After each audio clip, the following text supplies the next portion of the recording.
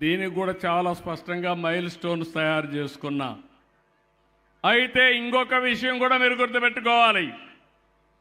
నేను అనునిత్యం ఆలోచించేది, నేను కష్టపడేది అందరూ బాగుండాలి.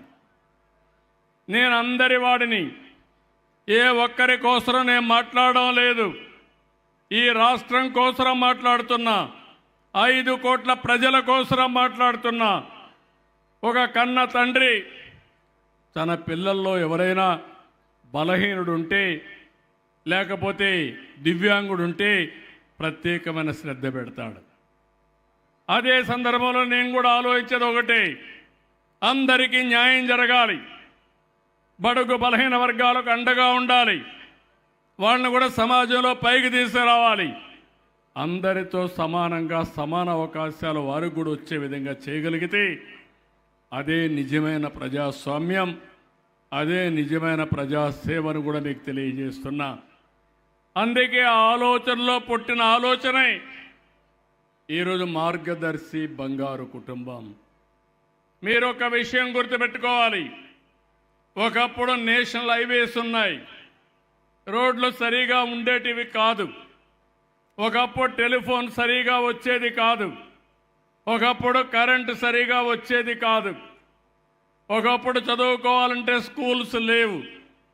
కానీ ఈరోజు ఏ విధంగా వచ్చాయంటే ప్రభుత్వం ప్రైవేట్ భాగస్వాములో వచ్చాయి. ఒకప్పుడు ఇండస్ట్రీ పెట్టాలంటే లైసెన్స్ రాజ్యం ఉండేది, ప్రభుత్వం అనుమతిస్తేనే ఇండస్ట్రీ పెట్టే పరిస్థితి. ఇప్పుడు తెలివితేటలుంటే ఎవరైనా పెట్టుకోవచ్చు. అందుకే ఈరోజు పబ్లిక్ ప్రైవేట్ పార్ట్నర్షిప్లో చాలామంది పైకి వచ్చారు. అనతి కాలంలో తెలివితేటలతో దూసుకెళ్తున్నారు. సంపాదన వచ్చింది, సంపద పెరిగింది, ఆదాయాలు పెరిగాయి. కానీ ఆర్థిక అసమానతలు కూడా పెరుగుతున్నాయి. ఒక పక్క డేటా సెంటర్ పెట్టి మిత్రుడు ఒక 2000 మందికి ఉద్యోగాలు ఇస్తే ఇంకొక పక్క ఒక ఎస్సీ కుటుంబం ఇంకా ఇబ్బందులతో ఉండే పరిస్థితి వచ్చింది. నా పక్కన కూర్చున్న ఆడబిడ్డను అడిగాను. ఒక ఎస్సీ కుటుంబం డిగ్రీ చేసింది, ఒకే ఇంట్లో 3 కుటుంబాలు ఉంటున్నారు. డిగ్రీ చేసి చదువుకొని కంప్యూటర్ డేటా ఎంట్రీ కూడా బాగా చేయగలుగుతుంది. అలాంటప్పుడు ఎందుకు మీరు కష్టపడుతున్నారు అడిగితే ఆ అమ్మాయి చెప్పింది, మాకు వేరే ఆదరణ లేదు, ఉద్యోగాలు లేవు, అవకాశాలు లేవనే పరిస్థితికి వచ్చింది. వాళ్ళ పిల్లలు కూడా 2 ఉంటే, ఒకరిని 3వ తరగతి ఉంటే గవర్నమెంట్ స్కూల్లో, 2 గవర్నమెంట్ స్కూల్లోనే పెట్టింది. ఈరోజు నేను చేసే పని మీరు గుర్తుపెట్టుకోవాలి.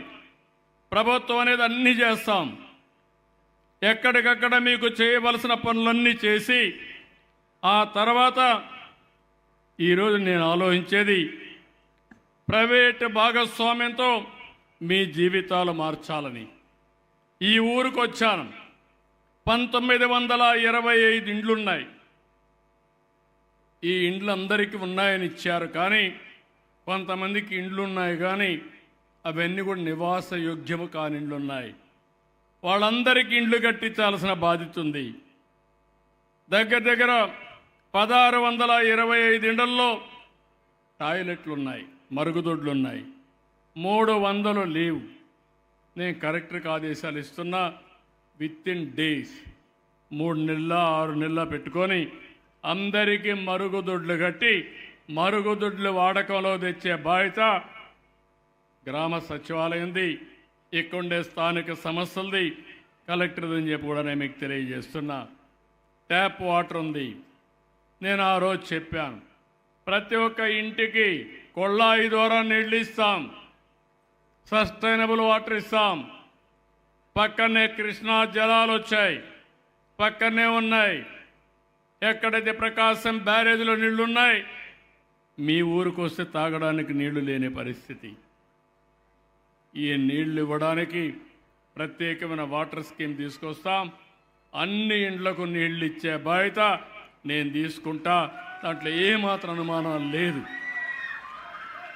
ఇంకో పక్కన 1101 ఇంట్లో కరెంటు ఉంది, 24 మందికి కరెంటు లేదు.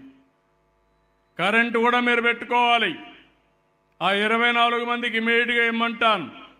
ఇంకో పక్క ఎస్సీలకు ఎస్టీలకు